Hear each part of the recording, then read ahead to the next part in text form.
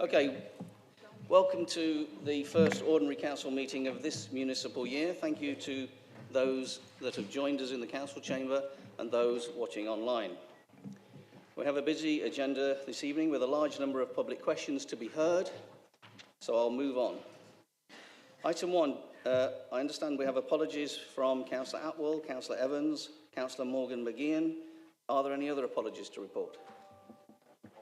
Councillor Poulter? Okay, thank you. Councillor Lonsdale. Any more? Thank you. Item 2, declarations of interest. Are there any declarations of interest, please? Thank you. Item 3, minutes of the Council held on the 24th of May 2023. We will now approve the minutes of the last meeting of the Council. Will somebody move them, please? Thank you, Councillor Pearce. A seconder? Thank you, Councillor. Are there any speakers? Can I pass them as a show of hands, please?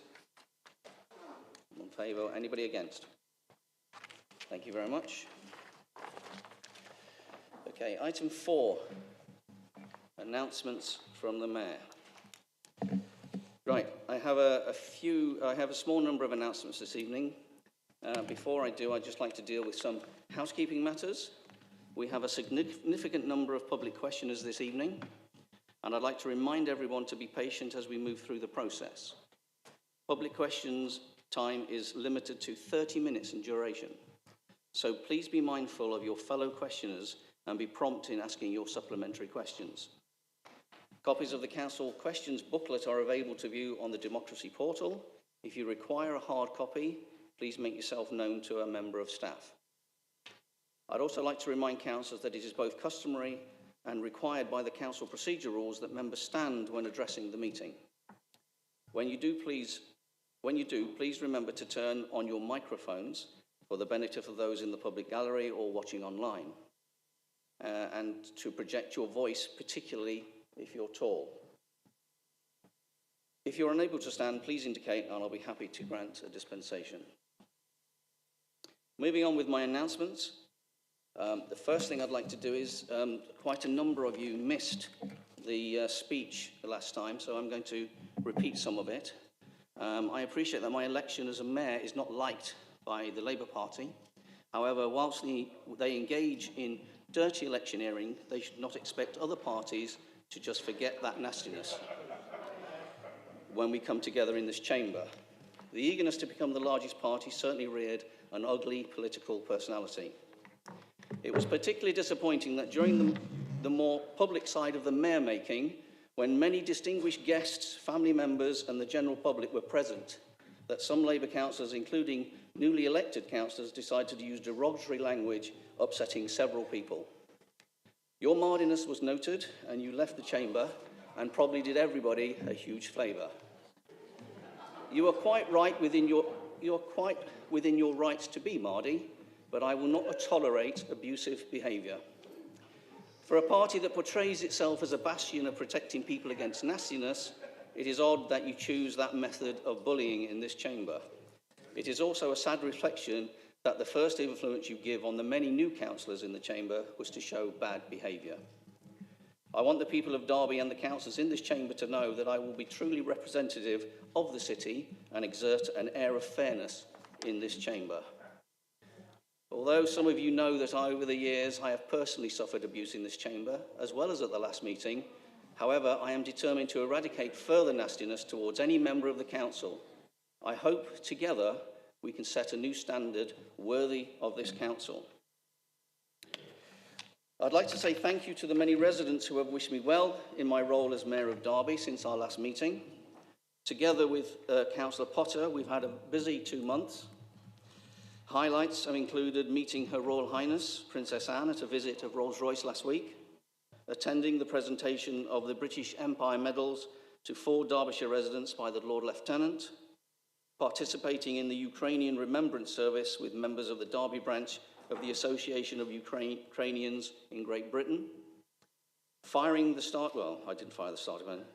Ramathon for the annual Derby Ramathon. That was quite interesting. I'm looking forward to more exciting events over the course of the summer and meeting as many Derby people as possible. Now to move on to a more sad note, I am saddened to report the passing of two notable individuals to Council.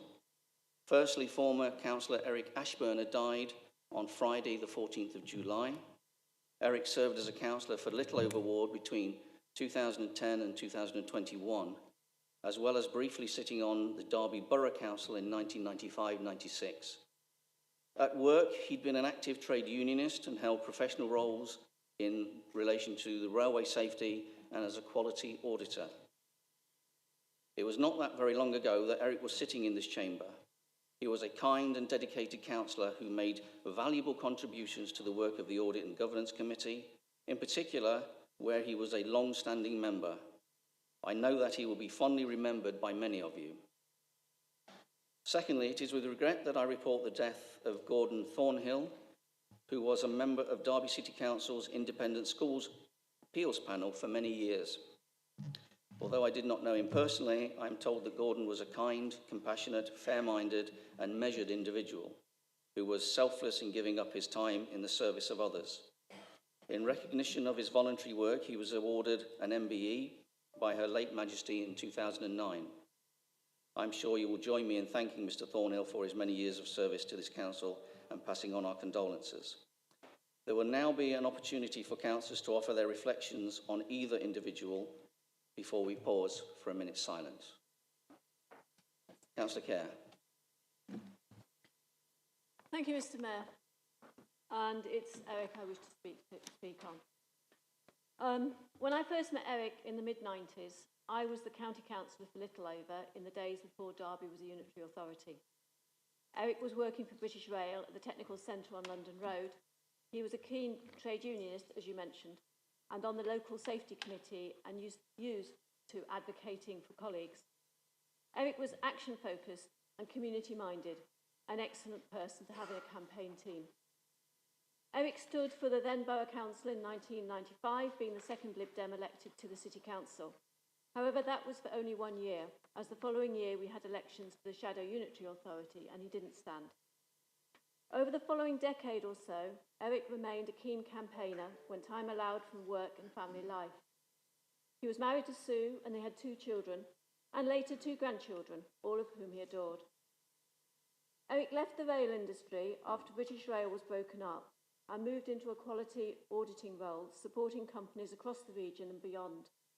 He often had stories to tell about companies that he'd visited. This job also gave him a company car. He'd previously frequently cycled everywhere. In 2010, Eric stood again for the City Council in Littleover and was elected to join fellow Lib Dems Mike Carr and Les Allen. Eric was elected another couple of times after this and was one of those whose period of office was extended by COVID from 2020 to 2021, when he didn't stand for re-election. Eric was interested in lots of areas of the council. He took his professional experience of audit into chairing the audit committee and was also a champion for equality issues, applying this to areas like housing and social care. He was interested in history and heritage and did a stint on the Conservation Area Advisory Committee, as well as being a regular attender at the local Littleover History Group as long as he was able. Many people also know that Eric was a lover of good beer and an advocate for real ale. Eric was a type 1, insulin-dependent diabetic for as long as I knew him. He managed the challenges this brought without drama. However, it wasn't without difficulty. In the last few years on the council, Eric's mobility was getting worse. At first, this was attributed to the diabetes, but he was later diagnosed with MS, multiple sclerosis. However, he continued to put his energies into representing the local community, despite needing first a walking stick and then a wheeled walker to get around. The MS progressed quite rapidly, and for the last few months he'd been living in a care home. Eric was determined and committed, a strong advocate for others, and gave his time and energy generously to the local community. I'm pleased to have known him, both as a friend and a colleague. Thank you, Councillor Kerr. Is anybody, Councillor Shanker? Thank you, Councillor Kerr, for that. Eric was actually my ward councillor, and I've always found Eric to be a very friendly and nice chap, always had nice things to say about other people's, never really got stuck into the thrust of the nasty side of politics. I remember Eric many times in Littleover Village stood there under a yellow Liberal Democrat umbrella, usually in the rain and on his own. But he always made valuable contributions on the time I spent on any committees with Eric, and just like to put on record condolences from the Labour group to Eric's family, and likewise for Gordon Thornhill, who, like yourself, I'd never met and didn't know, but somebody who's dedicated their life to public service and helping the council in its duties deserves the recognition. And again, put on record condolences from the Labour group to Gordon's family as well. Thank you, Councillor Shanker. Councillor Hazelgrave. Thank you. I knew Sue, Eric's wife, when I worked many years ago at St Thomas More, where she was librarian, and I extend my condolences to Sue and her family in this very sad time for them. Eric was vice chair with me when I was chair of audit and accounts, as it was called then, and he was a very supportive chair. He had his own particular interests, which brought a strength to the committee, and he will be sadly missed, I think, certainly by the residents of Littleover. Thank you. Thank you, Councillor Hazelgrave. Councillor Hassel. Thank you, Mr Mayor. I didn't know Eric particularly well, but myself and a few of my fellow councillors have sat in this chamber alongside him, and he had an informed opinion, a very succinct manner, which is always a welcome trait for a politician. But I would like to pass myself and my group's condolences to his family. Thank you very much. Anybody else? Okay, we're now going to stand a minute's silence.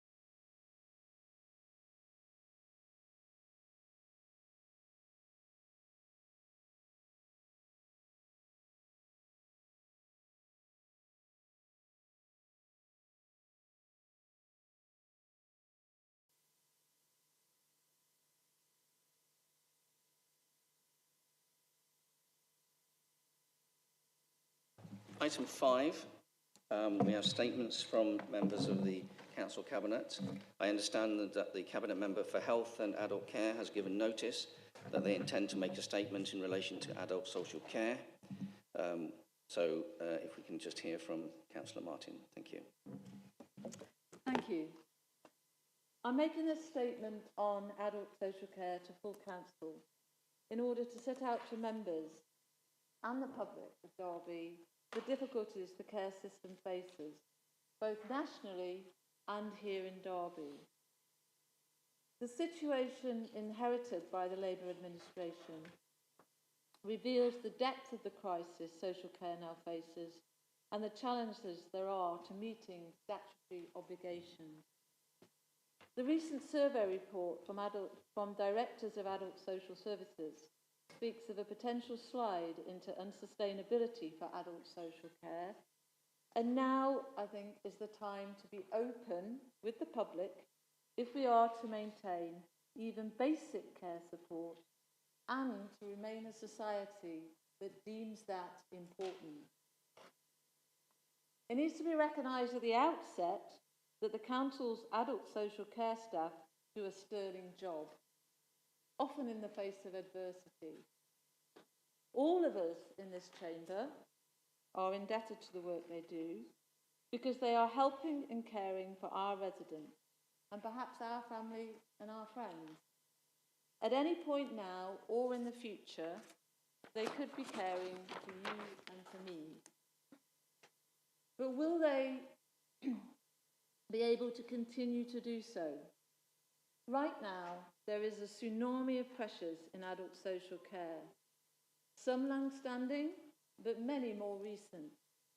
Yes, we have an ageing population, and increasing numbers of people with complex needs are living longer, fortunately. But as our social fabric has unwoven over the last 13 years, and the NHS has become ever more fragile, more and more need has fallen into the hands of social care. More younger adults need services. We are seeing a rise in the number of people with mental health issues, more domestic abuse of the vulnerable, and more demands from prisons and rough sleepers. And of course, we are seeing more need from people on those long waiting lists for NHS treatment, and then more support needed for people who are consequently discharged from hospital earlier and thus need more reablement care. So, more people need more care, and their care needs are ever more complex. Can the social care budget actually keep pace with that increased demand? The short answer is no. In the last few years, the budget has been propped up by one-off government grants and by the social care precept, which people in Derby are paying in their council tax. However, those one-off government grants are ending, and the precept alone cannot supply what is needed. The cost of care of increasing demand is being swollen by high inflation.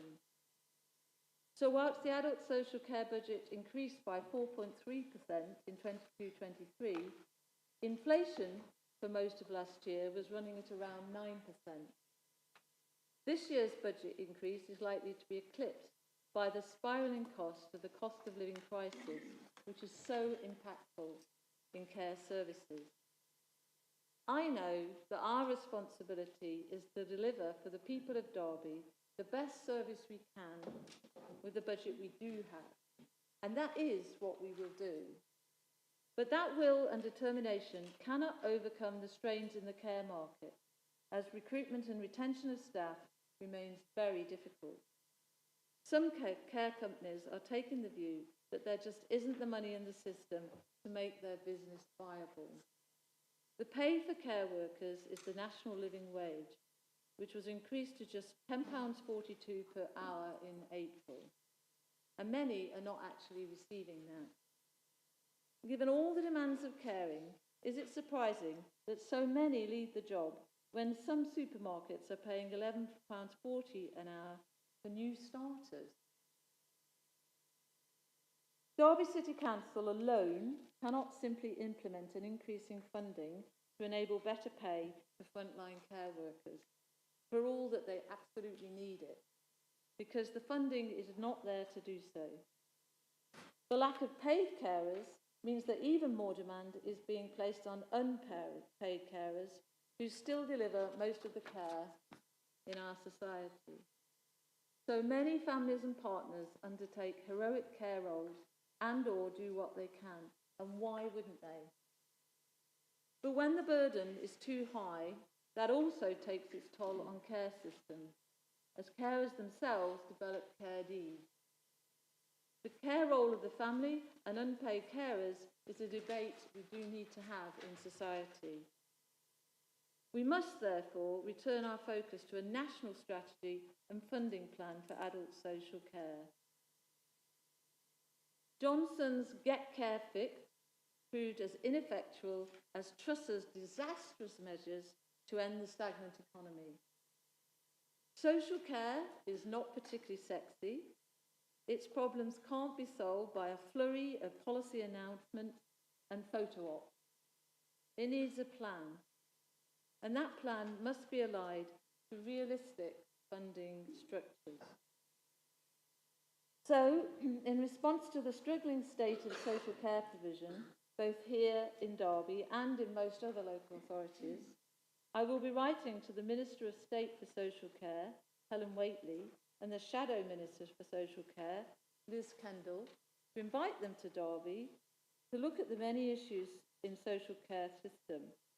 I will be asking them to come and see firsthand what the problems are on the ground and to appreciate how they don't exist in isolation but are situated amidst a whole series of other demands that councils and the NHS must meet.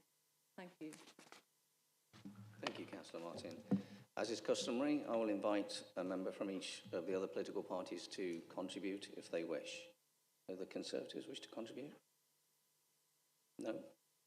Reform? So, obviously, the pressures of social care are very important, and none of us would deny the impact of inflation and what's happening. And it's a very serious situation we find ourselves in when we can't care for our own. But all I would say is as well, Derby appears to have a social care spend much higher than the average council, according to government statistics. We are 10% higher in our social care spend as a percentage of core spending power than other councils in England. It seems excessive. Now, we need to solve that as a problem, as well as asking the government for help. And I know that within the council, we work very hard in making sure we provide the best service we can. But if we're spending 10% more than other councils to achieve the same aim, we also need to look internally. So both needs to happen. I know you said we'll do our best, but it appears at the moment we're maybe not doing quite as well as we perhaps could be. Thank you. Liberal Democrats? No. Independents? No. Okay. Thank you very much. Item 6 are the questions from the members of the public. We will now hear questions from them to the Cabinet members. We've received 27 in total, although some have been grouped together as they relate to similar topics. Where a written response has already been provided in the booklet, we will hear a summary of the question from an officer before inviting each member of the public to ask their supplementary question. I would just like to remind all public questioners to be brief when asking their supplementary questions. The Constitution only allows 30 minutes for the consideration, so those towards the end of the list would miss their opportunity if others are not concise.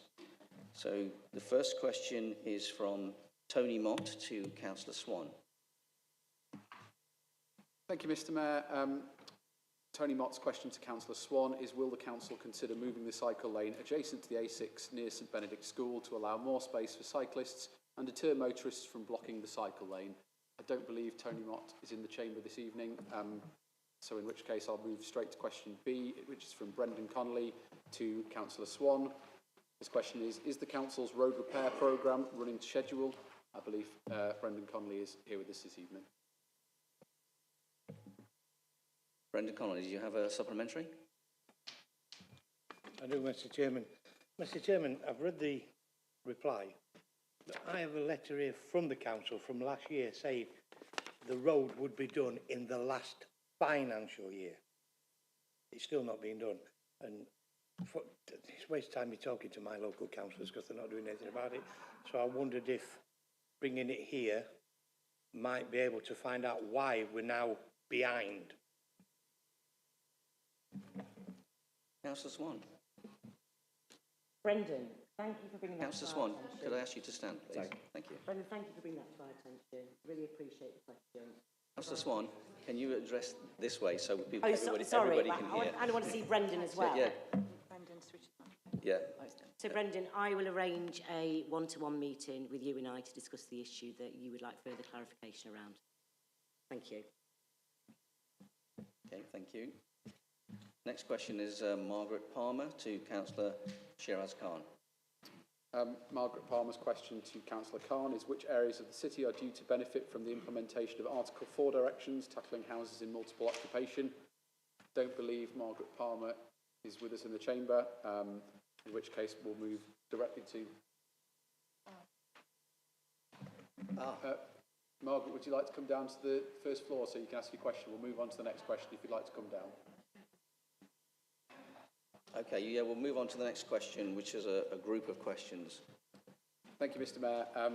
Yes, question D is 4 questions that have been grouped together as they all relate to similar themes of equality, diversity and community cohesion. They are 2 from Vanessa Boone, 1 from Brendan Connolly and 1 from Julie Brandon. They are questions, the questions are: what steps are the Council taking to prevent misogyny, embed gender equality and promote healthy relationships, particularly in classrooms and in the Council chamber? What is the Council doing to foster good relationships with Gypsy and traveller communities? How does the Council promote equality and diversity in everything that it does? And what is the Council doing to celebrate and engage with Derby's diverse communities? Each public questioner has the opportunity to ask a supplementary question. Over to you, Mr Mayor. Vanessa Boone, would you like to come to a microphone? Just bearing in mind that you've asked 2 of these questions, you will get 2 supplementaries. Is that one on? Thank you. So the first of the 2 questions on misogyny, the follow-up, and thank you for the answer, is what will the Council do to ensure consistent education to counter the rise of misogyny and incel activity at this time, given that we know that the current provision across the city on healthy relationships education, including on the issue of consent, is inconsistent across the city? Councillor Hasgrave? Yes, you do ask a very relevant question, because education is the key to many issues if aspects of civil life are dealt with in a correct way. So, for example, children may be brought up in their families with a certain point of view, and that needs to be countered and an alternative given by the education they receive. And we promote resilience work through education with children as young as primary school age.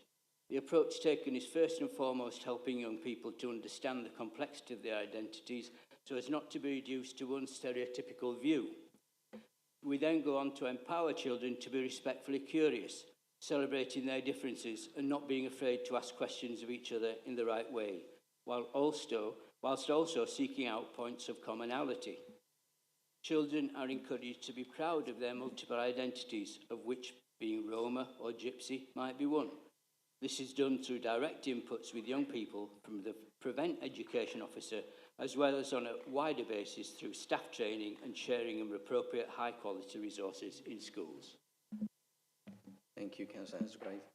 Vanessa Boone, you got a second question, supplementary. Thank you. The second question relates to, we've just come out of last month. June was, of course, the Gypsy Roman Traveller History Month, reminding us of the historical persecution of nomadic families, including targets of the Holocaust.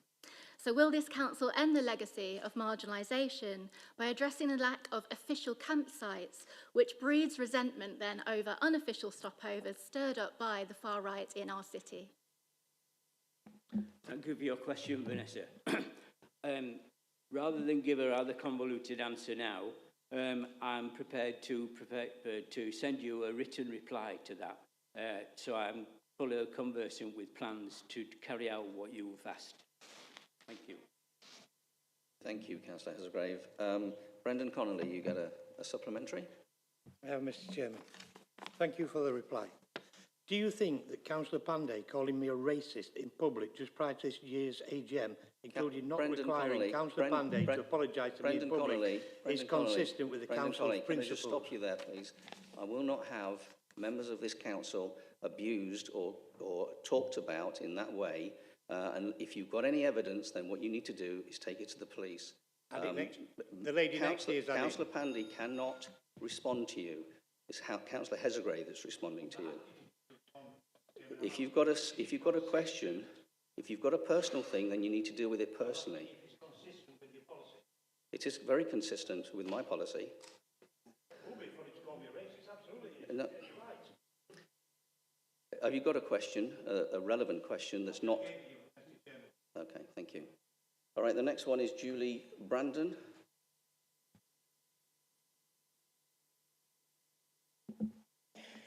Thank you. It's great to hear of the Council's commitment to inclusion, unity and respect for all cultures and communities in Derby. In your response, you refer to partnerships, but what do you actually mean by partnerships? How do you actively play an active role in such partnerships? Thank you for your question.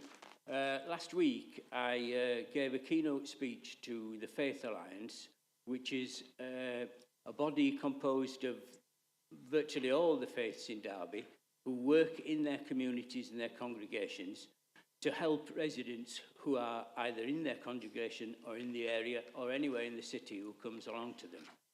We would like to see them continuing with their work. I thanked them for their work. I was really pleased to see the number of people and different faiths that were there. What I thought would be better is if they were to look at what demands they're getting from their visitors and see if they can widen the scope to help in issues they may bring up. So that idea of partnership is so that they can extend their offer in terms of the work they do with people that visit them in their community centres or their community centres of faith. I hope that answers the question. Thank you, Councillor Hazelgrave. Okay, moving to question E from Alice McMichael to Councillor Hazelgrave. Thank you, Mr. Mayor. Question E is, what initiatives and programmes are in place to support refugees arriving in Derby, and how does the council work with community groups to ensure their successful integration? I believe Alice McMichael is in the council chamber. Alice. Okay, so my follow-up is Derby going to commit to becoming a city of sanctuary? Councillor Hazelgrave. Are we not already a city of sanctuary? Yes. Because we do have certainly one place where we receive asylum seekers and help them during their time they're with us. So I think that honour has already been bestowed on us. Thank you. Thank you very much, Councillor Hazelgrave. The next questions, again, it's a group of questions to Councillor Swan. Thank you, Mr. Mayor. Those questions are from Adrian Howlett, Pauline Inwood, Ruth Coates and Claire Wood. They are questions relating to climate change engagement and consultation, including would the council consider running a citizens' assembly on climate policy? How can concerned residents speak up and hold the council to account in relation to acting on the climate crisis? Will the council include information in its council tax leaflet about the 2035 net zero target? And why doesn't the council website include crucial information about climate threats? Adrian Howlett, have you got a supplementary? Yes, I do, thank you. Congratulations, Councillor Carmel, on your role and on success in Dali. Thank you. I asked specifically about the citizens' assemblies. Would the council consider one? So I'm not saying will the council do one, just would the council consider that? You know, a citizens' assembly is a proven technique. It uses sortition like a jury. It has people provided with expertise. It's deliberative. And it's a very good way for a council to get acceptance for what might be challenging policies. So all I'm asking is, would the council consider citizens' assemblies? Councillor Swan. Thank you, everybody, for the question, and yes, we would consider that. Thank you. Next one is Pauline Inwood. Is she here? Yes, I'm here. Thank you very much for the comprehensive answer, showing that you are looking at lots of ways, I can see, to talk with people about what's happening to climate. In order to achieve intelligent and useful consultation on climate breakdown and possible solutions and mitigations, the public also requires information from the council and other experts about what the council can do and to influence what the council can do and what the council can influence and what the council will actually need public support to do. Mindful of budget concerns, this needn't be expensive using existing communications methods. Will these methods please be explored and utilised as soon as possible? Councillor Swan. Can I ask you to stand, please? Thank you, Pauline. Absolutely, we'll agree to consider all the methods that you've already discussed. Thank you. Ruth Coates, you've got a supplementary? Yeah, is that switched on? Yeah, I do. I mean, I'm aware my supplementary may be similar to Pauline's, but I'm going to ask it anyway. Thank you for your reply. I agree that the Let's Talk Climate Forum on the website is a good start. However, this is nowhere near enough. It will only reach those people who are already engaged and actively go looking for it. It will do nothing to inform the wider public of what actions they need to take to avert the impending climate catastrophe. You say you need to explore other forms of communication. What are these likely to be? Would putting out information on the local media, such as Radio Derby, East Midlands Today, and the newspaper, be one of those considerations? Councillor Swan, before you give your answer, you can stand up. I think the microphones are quite sensitive. I'm making a mess of the microphone and wanting to turn around and speak to the audience. I find it very difficult not to speak to my audience. But I absolutely agree with you. I think that we are in a position where people have been starved of oxygen in not being able to have a voice around climate change in this city. We are prepared to change that. The Let's Talk Climate is the start of that conversation, and I agree there is further that we can do, and happy to work with all the interest groups to pursue that. Thank you. Thank you. Next one is Claire Wood. Would you like to ask your supplementary? Yes, thank you. When will you put more information on the website, on the Council's website, which explains the urgency of climate breakdown and what we should all be doing to slow it down? Councillor Swan. We are looking for a launch date and we'll keep you informed. Thank you. Thank you. The next questioner is Derek Gould to Councillor Shankar. Thank you, Mr. Mayor. I don't believe Derek Gould is here today. For the record, his question was, why was a Reform Derby candidate excluded from a pre-election meeting in Normanton Ward? Question H is from Mayor Bain to Councillor Shiraz Khan. It is, what is the council doing to assist homeowners, renters, landlords and developers to insulate homes? I don't believe Mayor Bain is here either. With your consent, Mr. Mayor, we'll return to question C, which is Margaret Palmer to Councillor Shiraz Khan. Which areas of the city are due to benefit from the implementation of Article 4 directions tackling houses in multiple occupation? Margaret Palmer, do you have a supplementary? I'm sorry for not going back. That's all right. I came down. So thanks very much for this comprehensive answer. I do look forward to reading the Cabinet report with the officer's recommendations and seeing the public consultation, which will be full, and the responses from others. So that will be very interesting to see. My supplementary question is about the other manifesto commitment from the Labour Party, which was to look at selective licensing in the private renting sector. My concern is that as over 40% of the stats for the honest show that private landlords in the city are amateur landlords, so have one property in their portfolio which gives them a negligible income and their asset base in the house. With recent changes in taxation, major government changes in that,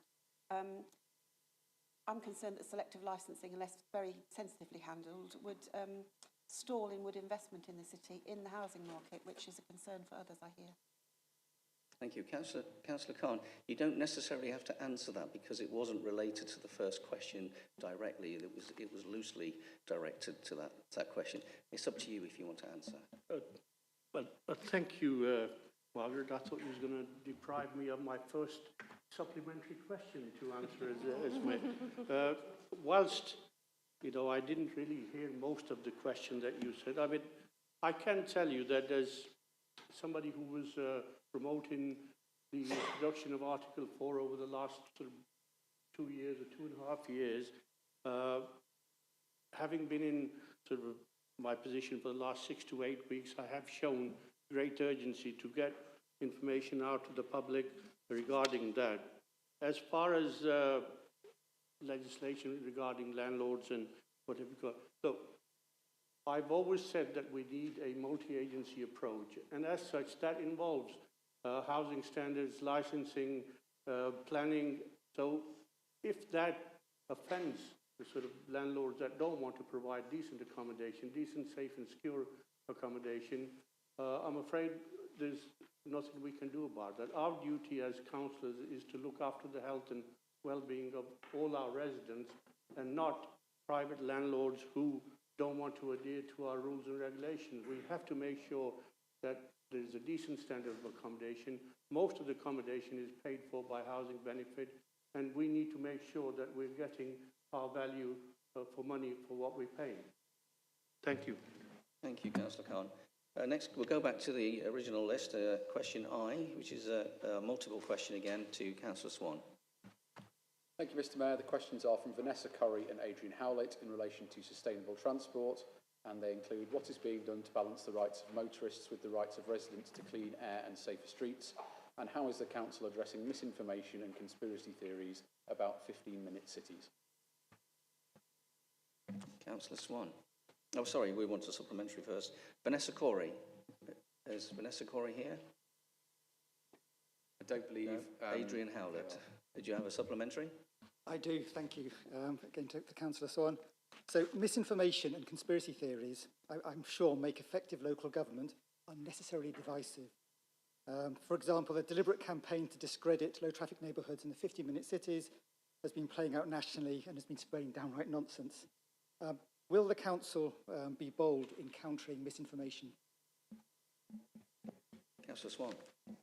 I think I'll pass that over to the party here who used that for their campaign, Adrian. But as far as the council are concerned, we have no intention of talking about 15-minute cities. Thank you. Thank you very much, Councillor Swan. The next question is from Simon Bacon to Councillor Dinser. Thank you, Mr. Mayor. That question is, what processes are in place for council street pride staff to report fly tipping as part of their daily work schedule? Simon Bacon, do you have a supplementary? I do, Mr. Mayor. Thank you. Councillor Dinser, thank you for your response to my question. Noting that 53% of fly tipping appears to be being reported by council staff in the Normanton and Arboretum wards, are there any incentives in place for the staff to do that, to encourage even greater reporting into the system to help the residents who sort of struggle to get their fly tips cleared? Thank you. Councillor Dinser. Thank you, Simon, for your question, or supplementary question. I think from the figures you shared with, our officers already do quite a good job in being proactive and identifying any fly tips and taking action against those. There are no incentives, I don't know whether they mean financial or such, that I'm aware of, but we are always praising the professionalism of our street pride staff and others who are continually out there trying to create a cleaner and greener city, and we'll continue to do that. Thank you. Thank you very much, Councillor Dinser. Next question is Simon Beavis to Councillor Swan. Thank you, Mr. Mayor. I don't believe Simon Beavis is in the council chamber, but for the record, his question was, are councillors and council employees who have influence on climate and environmental policies trained in carbon literacy? Question L is from Claire Wood to Councillor Swan again, and this is, what is the council doing to encourage active travel? Is Claire Wood here? Does she have a supplementary, please? Yes, thank you. I want to know what you're planning to do to encourage people to walk or cycle short journeys. Councillor Swan. Thank you, Claire.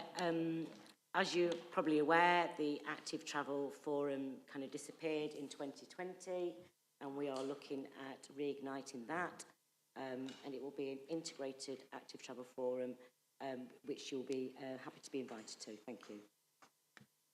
Okay, the next question is for Tony Mott to Councillor Peakfield. Thank you, Mr. Mayor. The question is, what are the ongoing options for the maintenance of Queen Street baths, and is one of those options demolition? I don't believe Tony Mott is in the council chamber. Question N is from Margaret Palmer to Councillor Dinser. How does the council envision that Article 4 directions will work in concert with any selective licensing scheme without disincentivising investment? Margaret Palmer, do you have a supplementary? I apologise, my first time on the wrong side of the fence here in chamber, so I mistook the opportunity to ask a second question as my supplementary question. A different question? Yeah, that's right, it was a different question, not a supplementary question. I'm afraid no, you can't do... No, I appreciate that. Yeah, You okay. made yourself clear first time. Thanks so much. All right, thank you very much. The next question is Pauline Inwood to Councillor Swan. Thank you, Mr Mayor. That question is, how will the new administration respond to the climate emergency? Pauline, in sorry. We are now experiencing global climate breakdown happening even quicker than predictions. And this is evidenced by temperature records being broken and the terrible results of this all over the globe. In view of this, we're beyond declaring a climate emergency and doing nothing about it as we did 4 years ago. Can you ensure that addressing this in every policy area will be top priority for the Council? Councillor Swan. Thank you, Pauline. This is already in action. Thank you. Right, the next question is Derek Gold to Councillor Shanker. Thank you, Mr Mayor. That question was, what is the procedure for seeking an investigation into electoral fraud? Response is published in the booklet. Don't believe Derek Gould is here. Question Q is from Simon Bacon to Councillor Shanker. It is, what research has the Council carried out into the fly infestation that accompanied the testing of the Sinfin waste treatment plant? Simon Bacon, do you have a supplementary? Thank you, Mr Mayor, I do. Thank you. Councillor Shanker, thank you for your response to my question, which was very short and sweet. My question, Councillor Shanker, asks what research the Council has done into the fly situation of 2019. But all you have said is these are also your concerns. Are you confirming at tonight's meeting that no research has been carried out to date? Hence, you've not been able to set out the research carried out, as there is none. Thank you. Councillor Shanker. Thank you, Simon.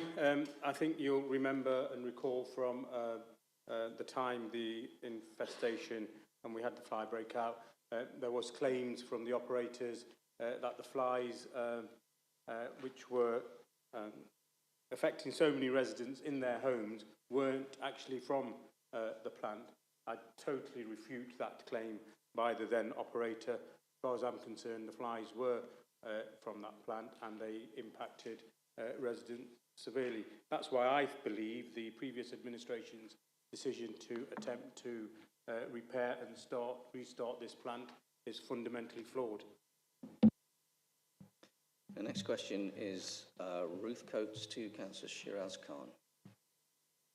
Thank you, Mr Mayor. That question is, will the Council take residents' concerns about the proposed housing development behind Royal Hill Road seriously? Does Ruth Coates have a supplementary? I do, yeah. Is this switched on? Yeah. Okay, thank you for your reply. As you suggest in your response, I will encourage residents to formally put forward their objections to the project. I appreciate the need for more housing. However, I wonder why more use isn't being made of the 2,300 houses that are currently sitting empty in Derby, rather than building on our green fields. Surely this would be a better use of space and resources. Councillor Khan. Thank you, Ruth, for your supplementary. As to why 2,300 is sitting empty, I'm afraid I can't answer that. You'll have to ask the previous administration for what they were doing in the previous 6 years. As regards Royal Hill, as somebody who sat on the planning committee for 19 years, all I can say to you is that every application is considered on its merit. As suggested in my answer, you, along with your residents, have the right to make your representations. And if it's a delegated decision, you can always ask your local councillor to bring it before the committee. So there is very little I can add to that other than to say, just, make your representations and ask your local councillor to bring it before a committee, and whether they want to make representations on your behalf or you choose to do so. But it will be decided on merit and not which area it is in. Thank you, Councillor Khan. Next question is Paul Tice to Councillor Swan. Thank you, Mr Mayor. The final public question is, how much of the potential sale of green credits sold by Derbyshire Wildlife Trust in relation to the rewilding of Alistair Park will be paid to Derby City Council?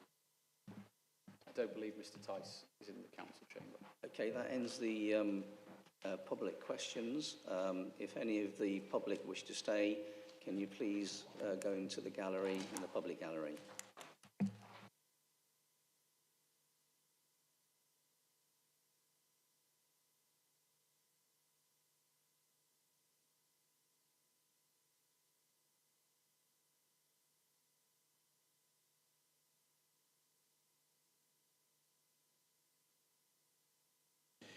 Okay, we're now on to item 7 on the agenda, and this is questions relating to the Derbyshire Fire Authority and Derby Homes. None have been received. Item 8 is questions from non-council cabinet members, and so 21 of these have been received, and we'll start with Councillor Holmes to Councillor Swan. Thank you, Mr Mayor. Councillor Matthew Holmes' question is, can the Cabinet member confirm that a new signal pedestrian crossing will be installed near Silverhill School on Ladybank Road, as agreed via S106 agreement, and will it be placed on the capital programme? Will the Cabinet member also confirm that all other Section 106 mitigations for Mickleover Ward will be progressed as scheduled? Councillor Holmes, would you like a supplementary?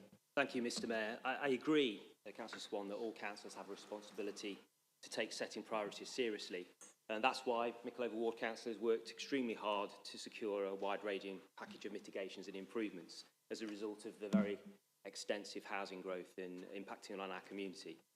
The funding for which times out in little over, some of which times out in little over 2 years, which is of growing concern to us. Will you therefore give me your guarantee that Mickleover will see delivery of the very significant package secured in mitigation of 4 major development sites and are detailed in the various heads of terms Derby City Council and South Derbyshire District Council, and that you will not allow any of the money secured from developers to time out and therefore be returned to said developers? Thank you. Councillor Swan. Thank you, Councillor Holmes. I think you've already had a very clear response, written response to your question, and I think my response will have to be that we cannot give a definitive guarantee at this moment in time, the same as the previous administration. Thank you. Right, thank you very much. The next question is a short question and a short answer from Councillor Smale to Councillor Shanker. Thank you, Mr Mayor. Councillor Smale's question is, can the leader explain his rationale for his choice of cabinet members? Sorry, Councillor Shanker. Oh, sorry, no, Councillor Smale, would you like a supplementary? Thank you very much, Mr Mayor. Thank you very much, Councillor Shanker. I know you had a very limited pool to choose from, but would you appoint a cabinet member even they were found to be in breach of a code of conduct from an external investigation? Just before we get to answer, Councillor Smale, can you just try not to create those sort of comments? You know, I understand what you're saying, but I don't think the members of the public need to. Councillor Shanker, would you like to reply? Yes, sure. Thank you, Councillor Smale. I'm sure you'll understand, with all due respect, I'm not going to take any lectures from you on appointing my cabinet. I'll just remind you, you're the third choice cabinet member for finance. Councillor Rolleston couldn't do the job and quit. Councillor Holmes didn't want to do the job and Councillor was sacked. Shanker, can I just And stop you? Councillor Shanker, Councillor Shanker, can you please? Have you finished? Good.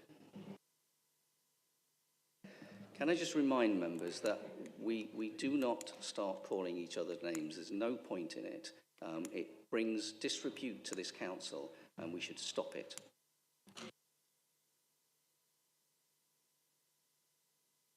The next question is Councillor Potter to Councillor Dinser. Thank you, Mr Mayor. Councillor Potter's question is, what changes are planned to the roles and responsibilities of public protection officers? Do you have a supplementary? Yes, please, Mr Mayor. Seeing as you're the deputy, I'll let you. Thank you. Councillor Dinser, thank you very much for your answer. However, could I ask you, how do you personally quantify the level of public confidence given by our public protection officers when meeting with residents, especially at the weekends, when the public protection officers are a very welcome, uniform presence in our wards? Thank you. Councillor Dinser. Thank you, Councillor Potter, for your supplementary. I mean, public protection officers have been doing a great job, although recently, I think under your administration, I understand they were encouraged to do more engagement rather than enforcement. And as in my response, enforcement and how they can be more effective is something that we'll be working on. They do a very good job. However, they can not do an effective job when their numbers have been reduced drastically under your administration and the budget decisions you've made. That is something that needs correcting. We will do our best to do that. More public protection officers doing enforcement, being visible is what we want to do, and that's what we push for and aspire towards. Thank you. Thank you. The next question is Councillor Pearce to Councillor Dinser. Thank you, Mr Mayor. That question is, what is the total cost incurred by the Council for cleaning associated with traveller incursions over the last 12 months?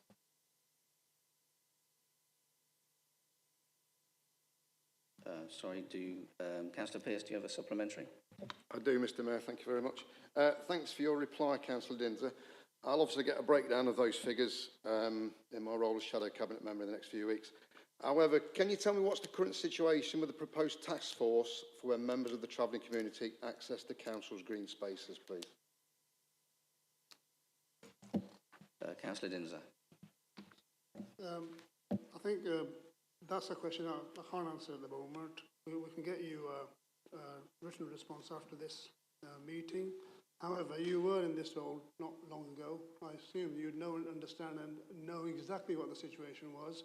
Or have you had amnesia in a few weeks? Thank you, Councillor Dinser. Just bear in mind, you're not there to answer the questions. You're there to ask questions. You're there to answer them, so that's good. I appreciate that. Okay, the next question is Councillor Pandy to Councillor Dinser. Thank you, Mr Mayor. That question is, are clean streets a priority for the administration? Councillor Pandy, do you have a supplementary? Yes, Chair. Thank you, Councillor Dinser, for such a resounding yes. And I will look forward to work with you on this particular problem. I want to ask you, why was there a significant delay to act upon the Toxter New Road waste buildup, which almost became a public safety concern? It took me and Councillor Pearce to highlight that and to bring it to your attention. Also, I would like to know, are you working on a timeline to introduce compactor days as promised in your manifesto? Thank you. Councillor Dinser. Again, I think this is there's a pattern here.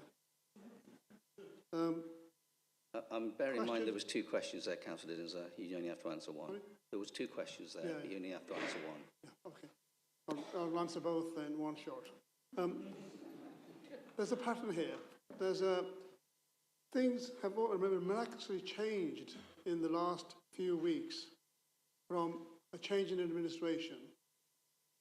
Comments were made, and Councillor Pearce was mentioning the Toxter New Road.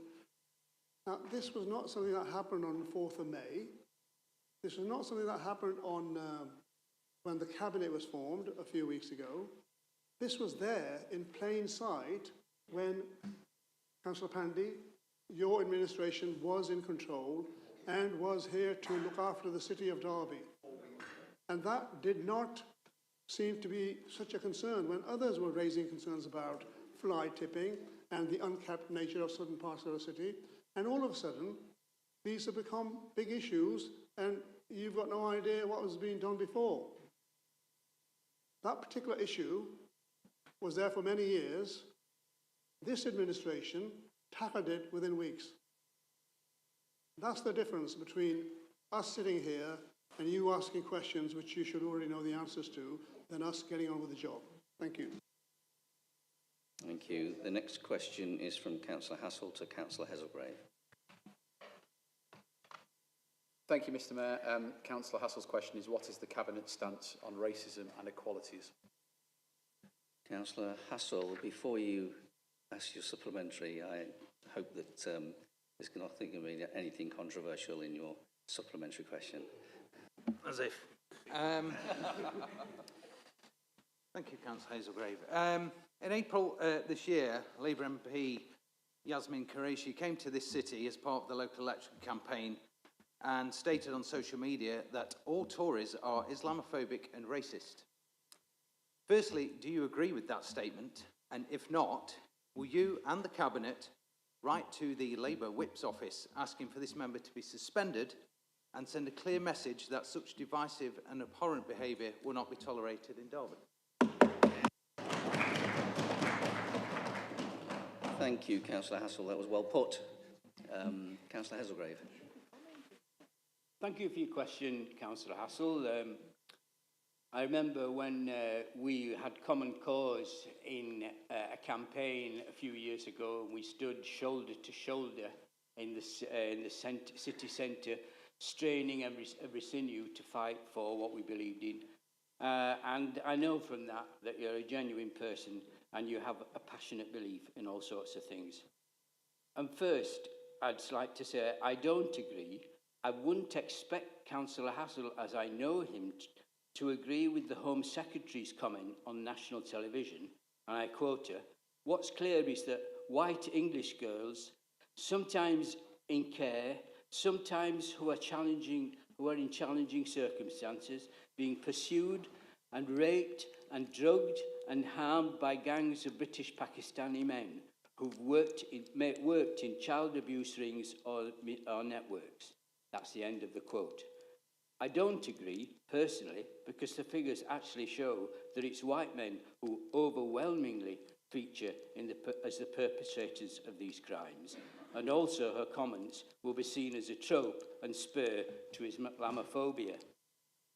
And I don't agree with the comments of the Member of Parliament for Bolton South East.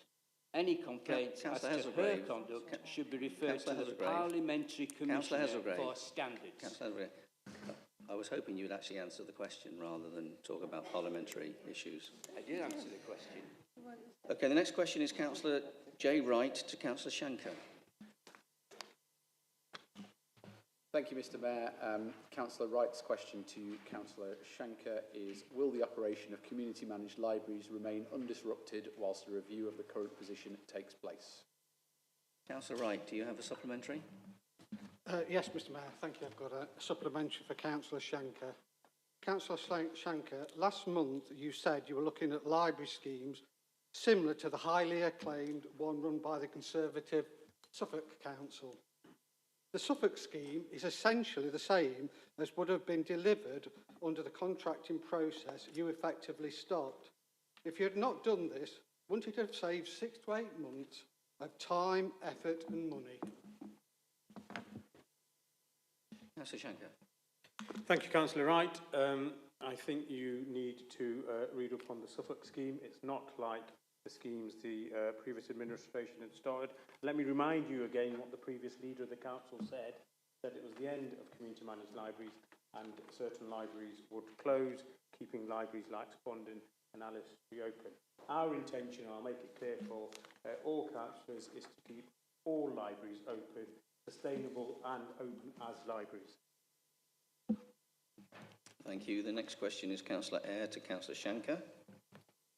Thank you, Mr Mayor. Councillor Eyre's question is, were potential operators of Derby's 10 community managed libraries informed that the expression of interest process might be cancelled before reaching its conclusion? Councillor Eyre, do you have a supplementary?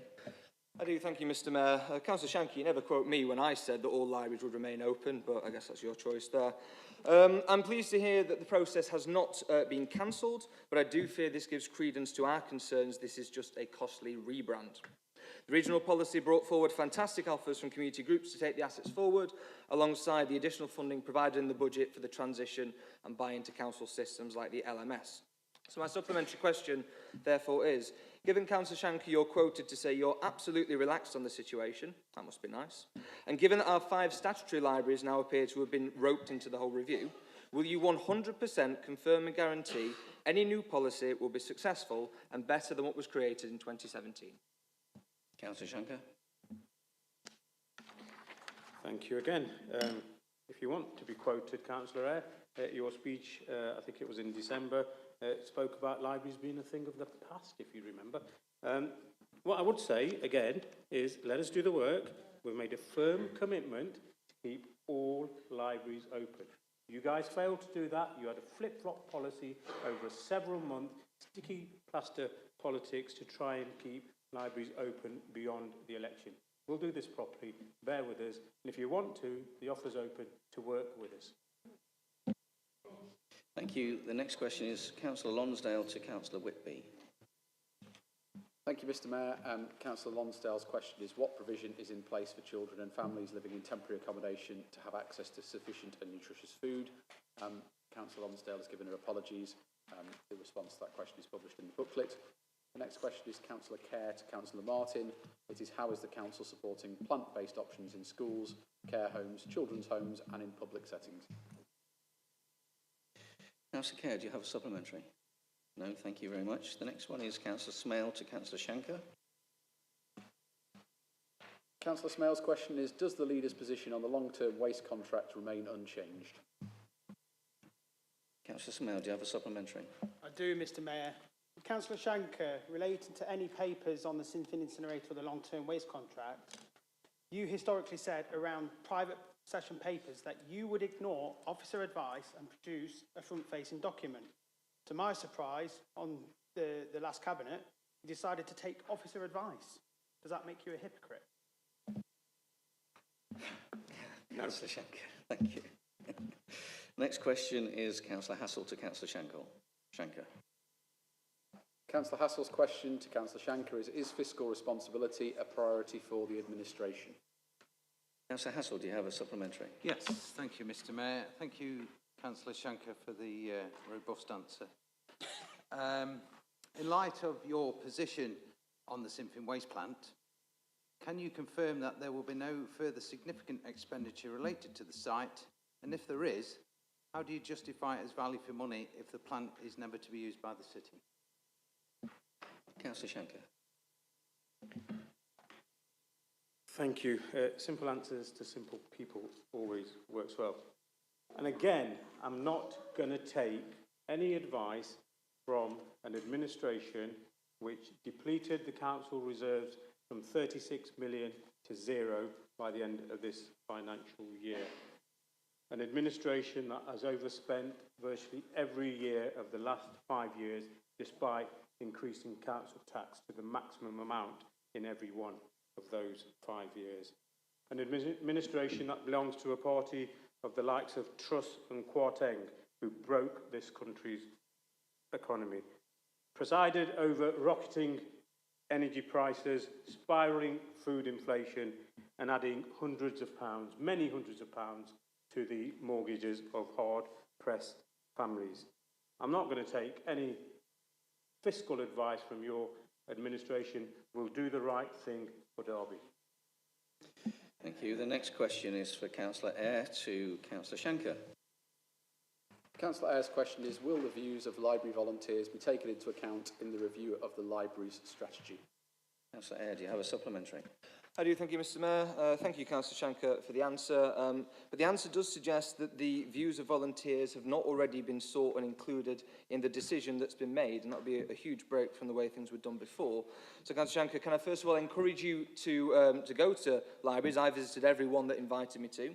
And can I also ask that we confirm specifically and for the public record, between the 12th of June 2023, when in a council press release you stated your delight at the proposals that were received and commenced the second stage of the EOI, and the 19th of June when the process was stopped, which libraries did you visit and how many of them did you spend more than an hour talking to the volunteers about their thoughts on the ongoing EOI?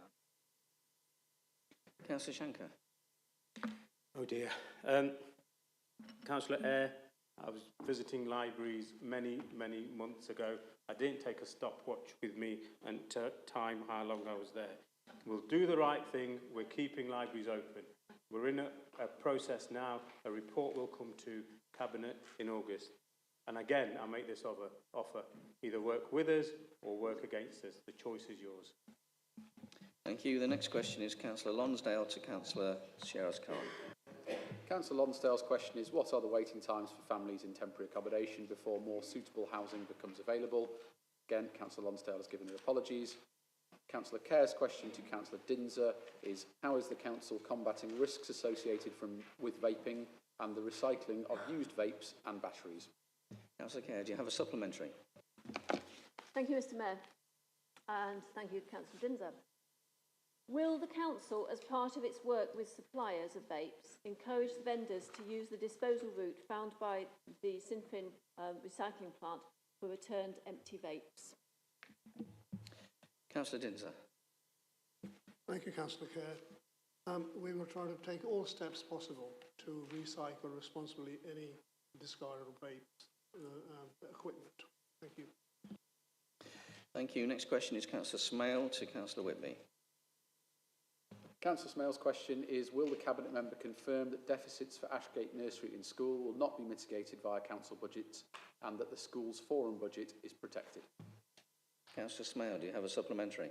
Thank you very much. The next one is Councillor Lonsdale to Councillor Dinser. Councillor Lonsdale's question is, has there been an increase in antisocial behaviour relating to alcohol misuse and what is being done to combat it? Again, the response is published in the booklet and Councillor Lonsdale has given her apologies. The next question is from Councillor Kerr to Councillor Swan. It is, please can the Cabinet Member provide an update on the use of glyphosate and other herbicides on council land? Councillor Kerr, do you have a supplementary?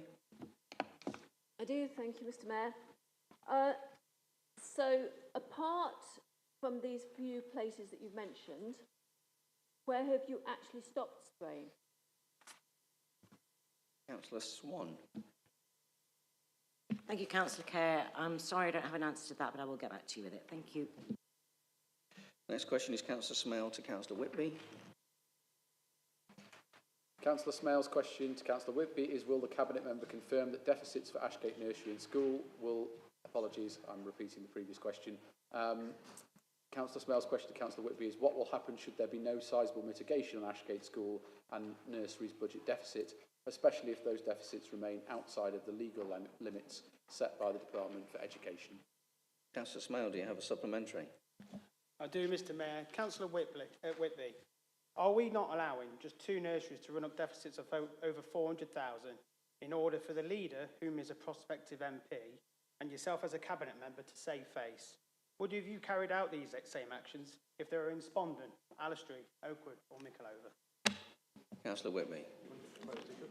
Thank you very much, Councillor Smale.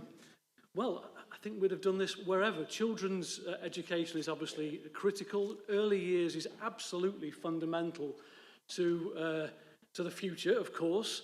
So regardless of where this nursery was, we'd be wanting to save it. And it's worth saying, to be honest, I know people are obsessing about the deficit, and it's a problem, of course. But if the school was to be closed, as was the plan previously, you know, the council would have had to bail that out. We'd have had to written the deficit off. So we are doing the prudent thing by trying to get the school to pare down its deficit, but obviously at the same time, we keep the school open. Thank you. The next question is Councillor Lonsdale to Councillor Whitby. Councillor Lonsdale's question is, has there been any increase in school meal costs for parents in the City of Derby and are any increases planned? Again, the response is in the booklet. The final question is from Councillor Kerr to Councillor Swan. It is, what preparations are the council making for extreme heat, such as that experienced in mainland Europe over recent weeks? Councillor Kerr, do you have a supplementary? I do, thank you, and it's simply to ask how this agenda is being incorporated into the development of the local plan. Thank you. Councillor Swan. Councillor Kerr, you ask an extremely good question. We are seeing extreme weather conditions across Europe, and we've also seen those in Derby. I think this is a big conversation, and when we're talking about the plan, it needs to be an integrated plan, which we are looking at, and if you want further information about that, Councillor Kerr, I'm more than happy to get back to you, or have a one-to-one meeting. Thank you. Okay, thank you. That ends the non-council cabinet members' questions. We now go to item 9, which is the minutes extract 75 to 22 and 08 to 23 of the Audit and Governance Committee. We will now consider these extracts, and the first relates to minor alterations to the committee's terms of reference, which require the approval of the full council. The second is to receive the committee's annual report. Councillor Kerr, as a remaining member of the committee, I understand that you have been asked to present the annual report to the council. Will you move both the minute extracts, please? I'm happy to do that, but I didn't know I was. Okay, miscommunication there. Can I have a seconder, please? Thank you. Would anybody like to speak on this? All those in favour? Please show. Thank you. All those against? That's carried. Thank you very much.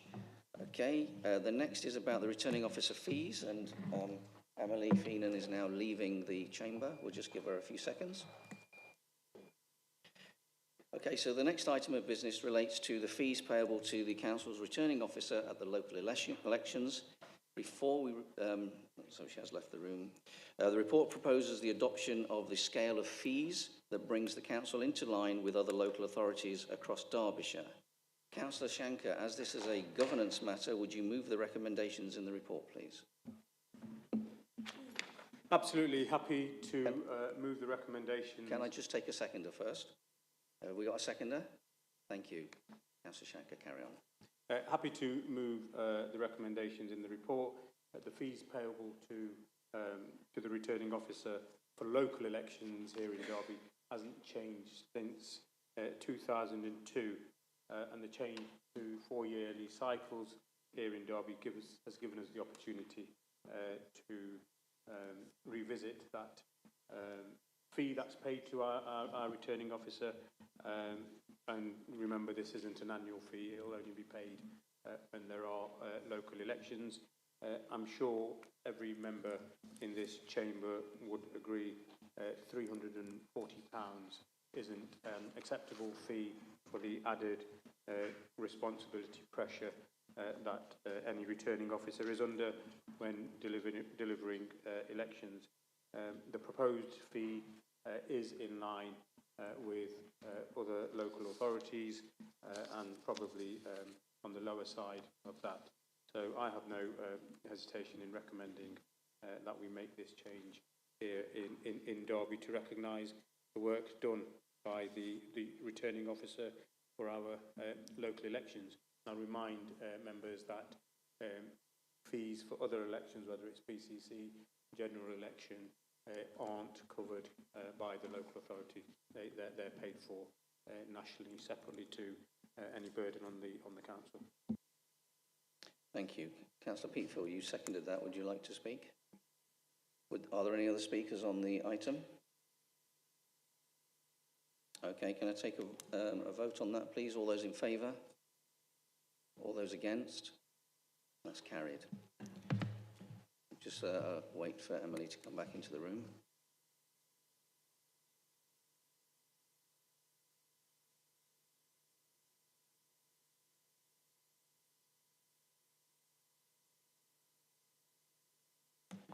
Thank you. The item 11 is a report detailing amendments to the appointments to committees and outside bodies, usually made at the annual general meeting.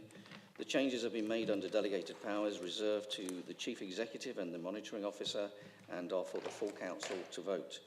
The report also proposes alterations to the names of the Council's Overview and Scrutiny Boards to align with the recently announced Cabinet portfolios. Councillor Shanker, will you move the recommendations, please? Thank you again. Happy to move the recommendations on item 11 from 2.1 to 2.3 as printed. Do I have a seconder? Thank you, Councillor Peatfield. Does anybody wish to speak on the matter? All those in favour? All those against? That's carried. Right, we now move on to the notice of motion. Which was received, the freedom of the city, moved by Councillor Shanker and seconded by Councillor Peatfield. Councillor Shanker.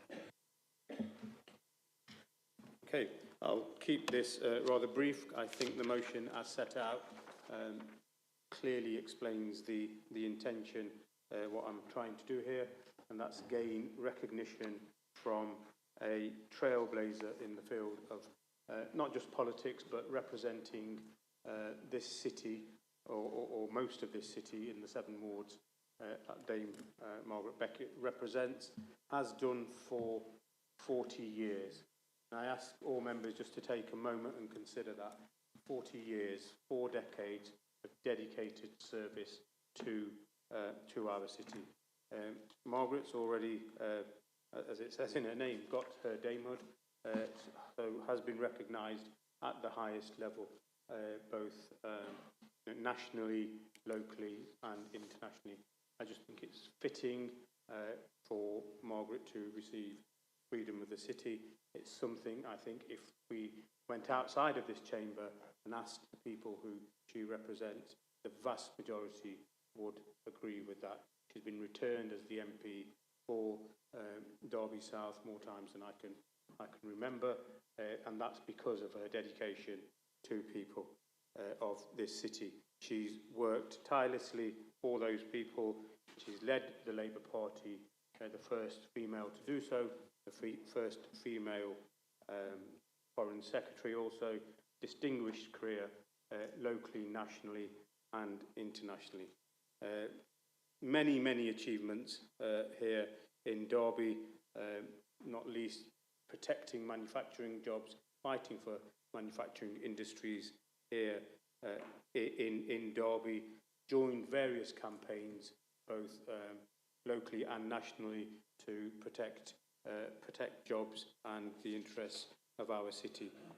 More recently, with other members of Parliament as well, collectively working with the previous administration and other councillors to ensure Derby won the rights to host GBR and be its headquarters.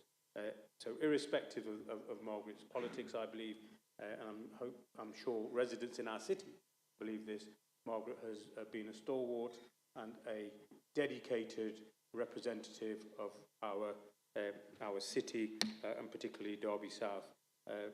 Offering Margaret the freedom of the city is nothing more than she absolutely deserves.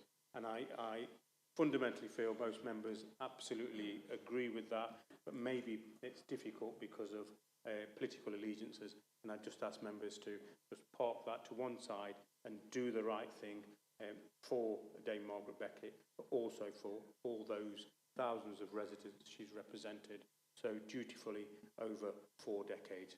And the reason to bring this now here is the 9th of June earlier this year was exactly 40 years to the date Margaret was first elected, and this is the first meeting of full council since that milestone. So that's the reason for bringing this and the timing of this motion. Thank you. It was a little bit remiss of me. I just wanted to remind members that the vote tonight isn't the final part of the vote. We do have to have an extraordinary meeting of the council to confirm whatever we decide today. So, Councillor Peatfield, you have seconded it. Would you wish to speak? I wish to reserve my right to speak. Thank you. Okay, the next speaker I've got is Councillor Lindsay. Thank you, Mr. Mayor. I would like to ask you all to consider very carefully about the freedom of the city for Margaret Beckett. A quick insight to history. Before the last elections, we heard from those who were leaving the council. I recall Fareed Khan's farewell speech when he stated that the Arboretum ward was filling up with those escaping the war and the Irish in the 60s, doing the same thing and settling in that ward.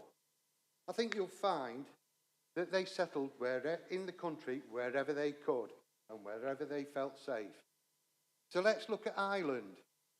Was it not Harold Wilson, Labour, that sent British forces into Ireland as a peacekeeping force in 1969?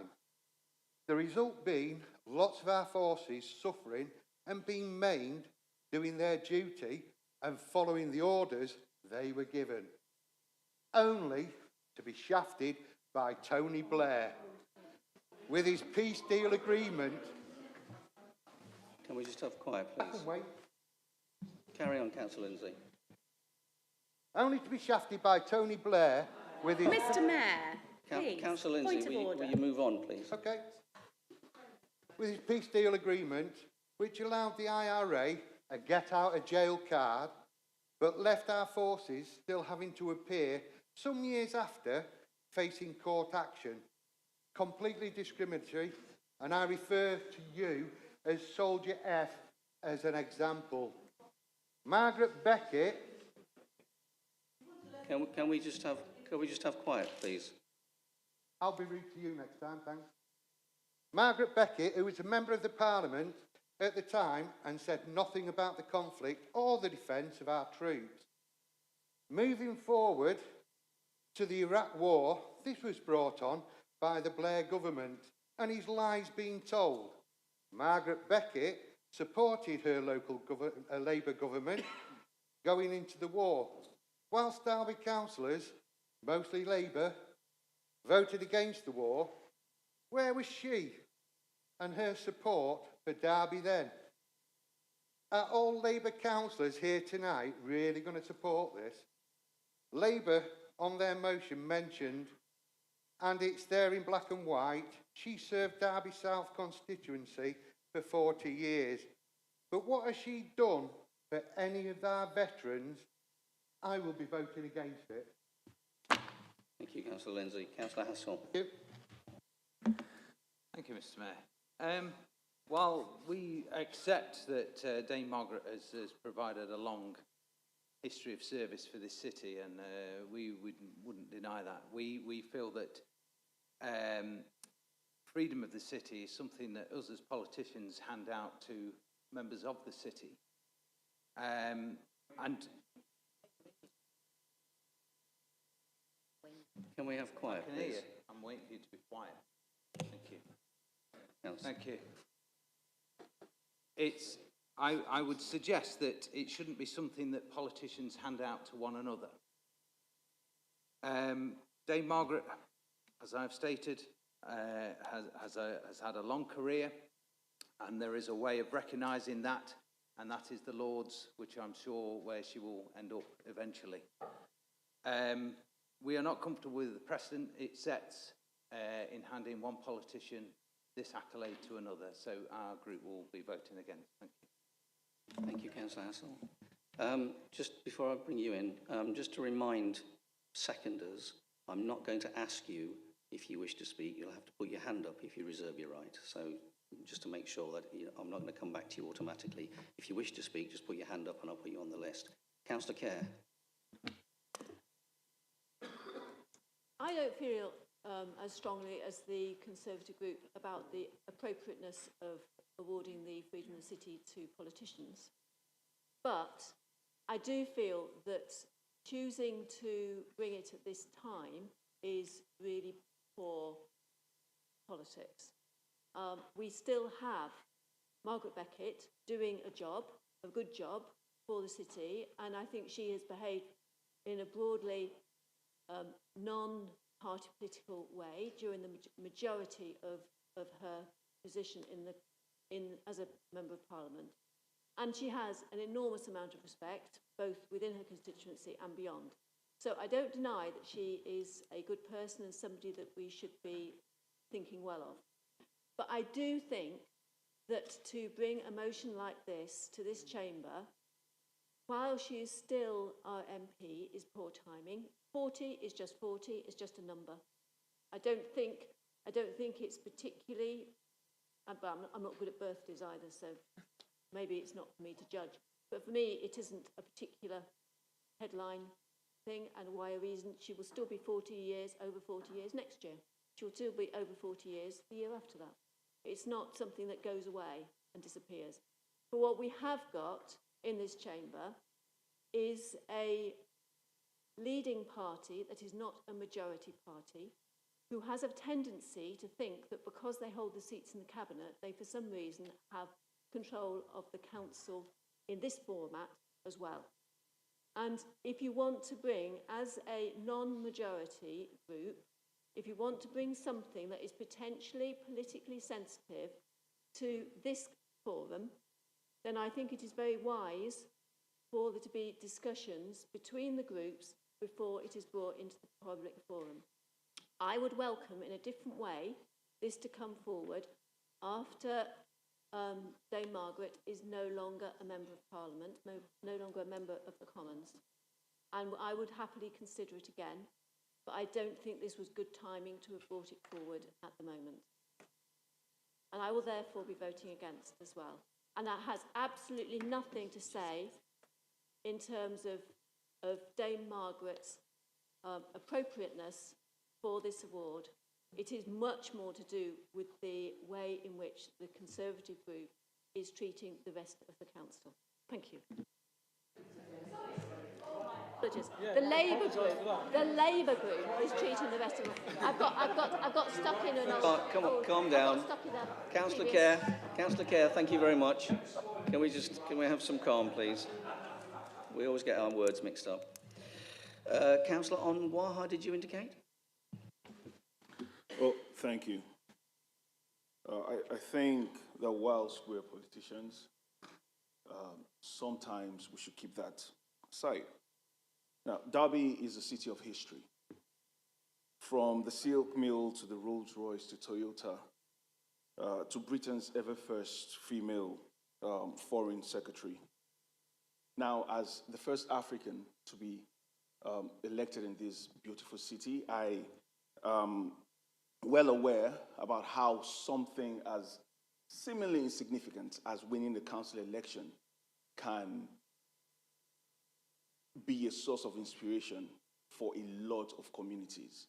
Now, Dame Margaret has been a source of inspiration for not just women in this country and in this city, but also to a lot of groups that had felt unrepresented. Whilst we sit on different parts of this political bench, I do feel that this vote shouldn't be about the person, but more about a city of Derby that's proud of making history, a city of Derby that's proud of being a shining light in these very, very dark times, and at a city of Derby that we can all look at and say, you know what, we had a choice to be political about certain issues, but we did not. Now, shocking as it may seem, I sit on the Fire Authority with members of the council from both the Conservative bench and the Reform bench, and we got a ride back after our meeting. Now that, I mean, I could have said, look, you know what, you're the Tory candidate, or councillor, or you're a Reform councillor. We're not going to sit in the same car, but we got in the same car. We had nice conversations. Now that was devoid of politics. A few days ago, the chair of the planning committee put politics aside to vote along with Labour councillors as well on an issue in which some of his fellow councillors abstained. Now that was putting politics aside. This is another issue, another time that we can show that whether a group was told about or coerced into joining with the Labour group, as Councillor Kerr has alluded to, or not, we are mature enough to put politics aside. Now that is what this motion is about. Thank you.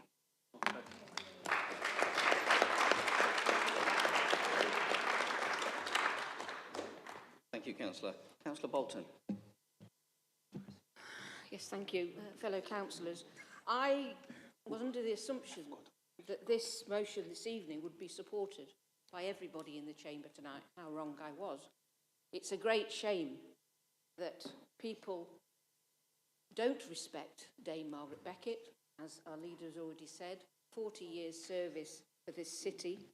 And as it says in the motion, she served her constituents with diligence and tenacity. I was privileged and honoured to deputise for Margaret Beckett on numerous occasions at her advice bureaus on a Friday evening when she was the Foreign Secretary and when she was the Cabinet Minister for DEFRA, and if there were any other events she was out of the country, I stood in for her. So I've got first-hand experience of how respected Margaret is and how she went that extra mile when she was dealing with casework.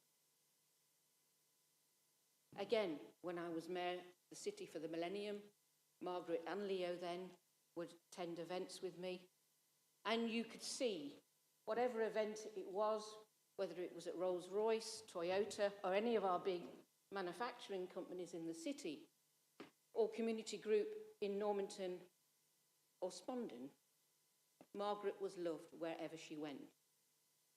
And I think that shows what respect Margaret and Leo had to a certain amount, because Leo was by her side for most of the time. I am saddened by some of the comments in the chamber this evening. Taking politics aside, if this had been a Tory member of Parliament, how would the Tories react then? Excuse me. I think that we Just have a minute, to make... Councillor Bolton. Can we just have quiet and let Councillor Bolton speak, please? Thank you. 40 years commitment is half Margaret's life at the present time. She's been dedicated to this city and the country for 40 years. Now, 40 years is an immense amount of anybody's life. She lives in the constituency, she shops in the constituency, and she's always on duty.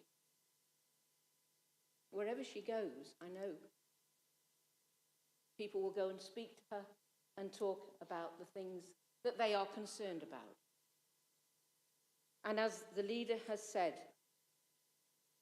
she supports some of the most recent initiatives have been the Derby Rail Centre for the city, Derby County Football Club, Saving Rolls-Royce.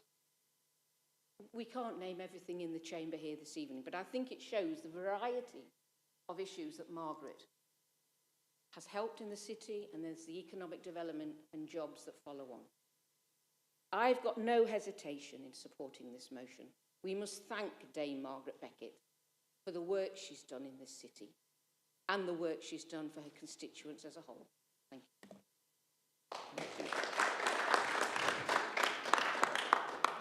Thank you, Councillor Bolton. Councillor Peatfield. Thank you. Can I just take this opportunity, first of all, to congratulate Councillor Onwaha for such a noble and heartfelt maiden speech. Congratulations. Now, Wikipedia tells us that the freedom of the city is an honour bestowed by a municipality upon a valued member of the community. There's no mention of who should or shouldn't receive that honour, just a valued member. Now, Councillor Kerr said 40 is just a number. Well, I'll give you a couple of numbers. 6 years, 1967 to 73, Brian Clough served Derby County and received the freedom of the city.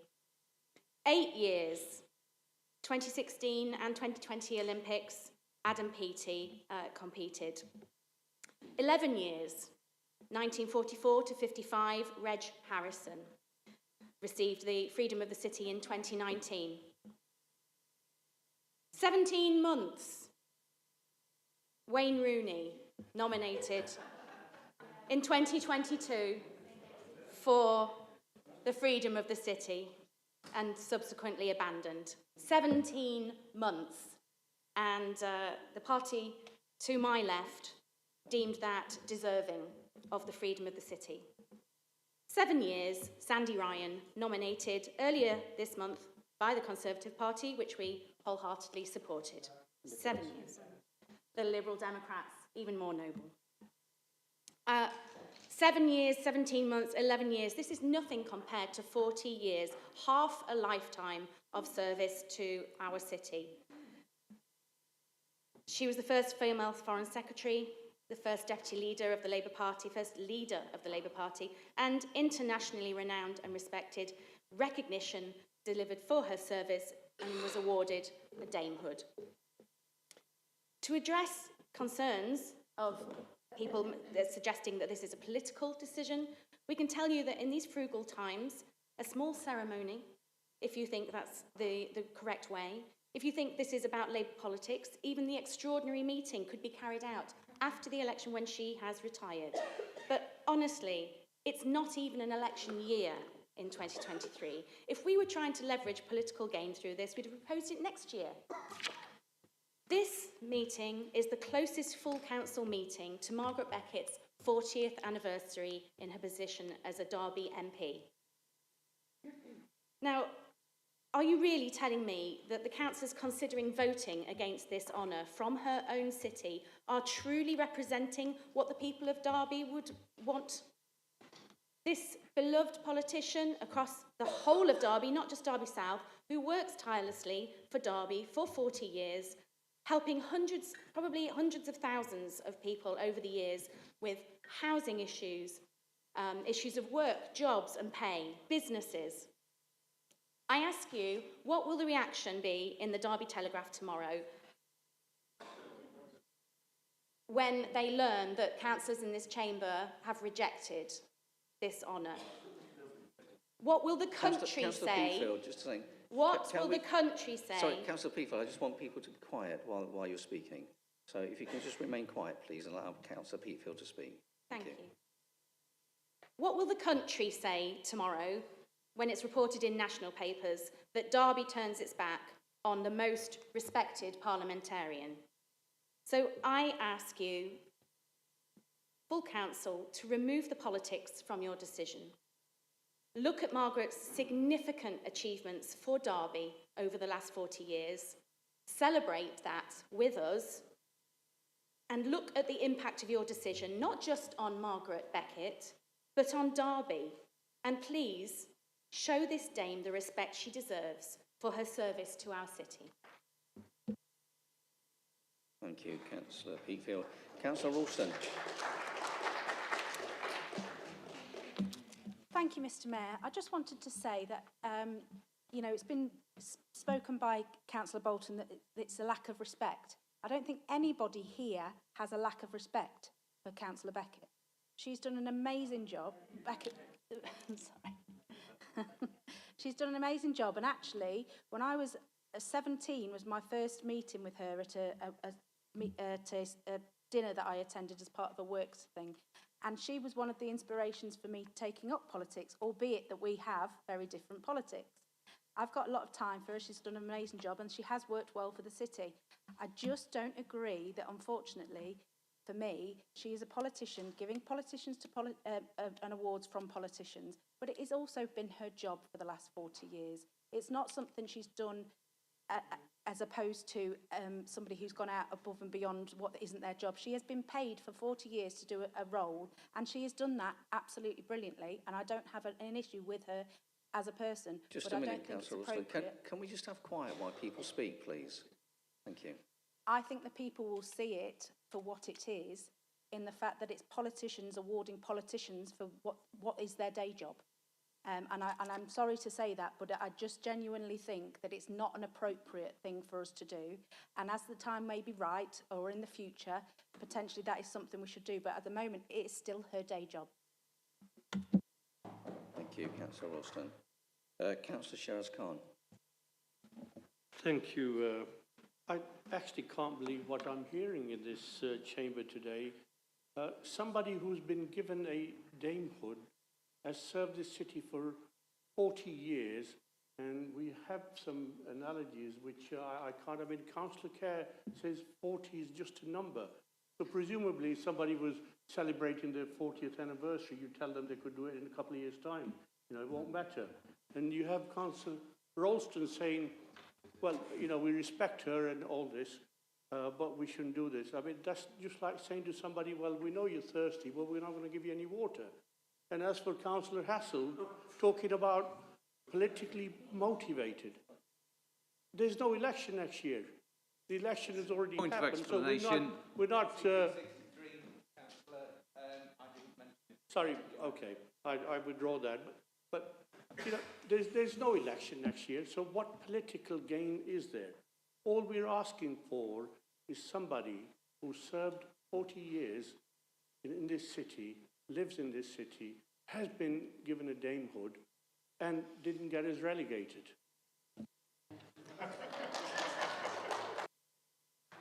Okay, that's the end of the speakers.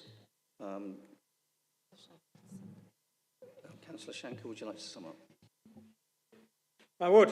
That was part of an inspiring debate, and thank you for colleagues from the Labour group for contributing.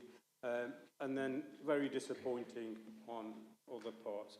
I mean, Councillor Lindsay, I probably shouldn't even recognise his inappropriate language, couldn't even control his tongue, let alone his thoughts.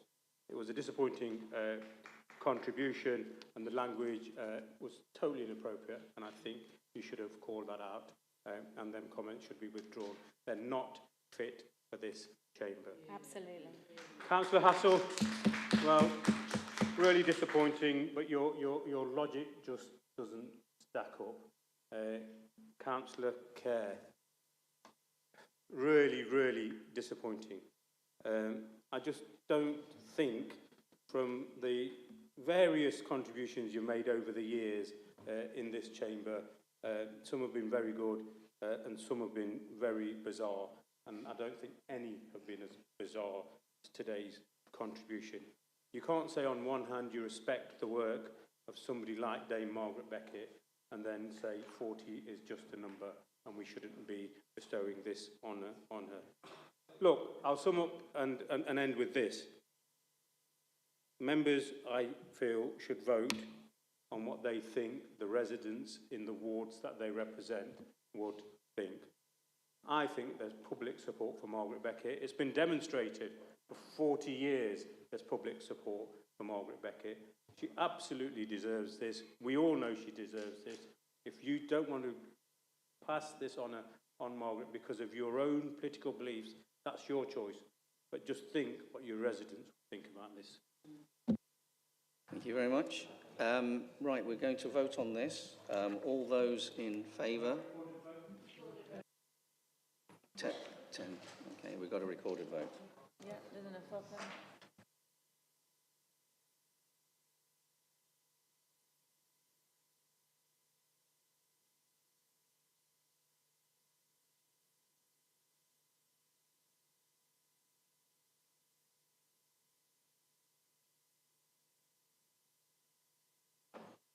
Right, when Alex is ready, if you will indicate when your name's read out whether you're for, against or abstain, please.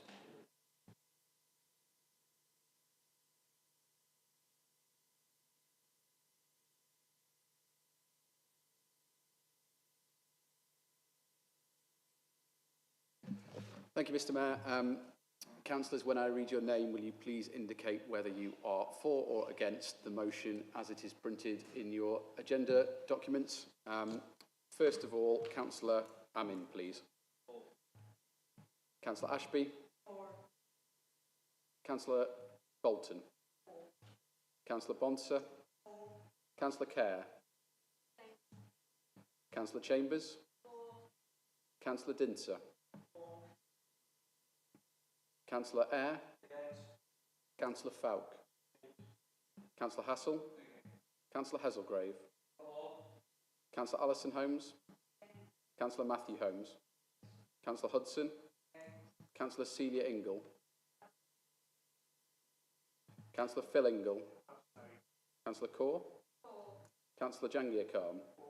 Councillor Shiraz Khan. Councillor Kozlowski. Councillor Kuss. Councillor Lakin. Councillor Lindsay. Councillor Martin. Councillor Mulhall. Councillor Nawaz. Councillor Onwaha. Councillor Pandy. Councillor Patterson. Councillor Pearce. Councillor Peatfield. Councillor Potter. Councillor Prosser. Councillor Rawson. Councillor Repton. Councillor Ralston. Councillor Sandhu.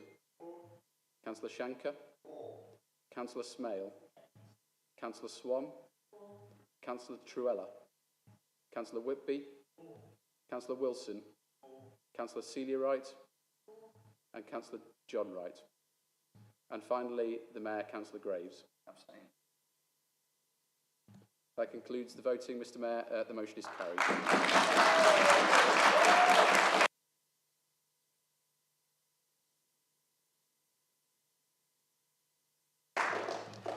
Right, thank you very much. That brings the business of this evening meeting to a close. It's not quite closed yet, but it does bring it to a close. I'd like to thank everyone who has participated in the meeting and those residents watching at home and in the gallery. I look forward to seeing you all again in September. Thank you very much.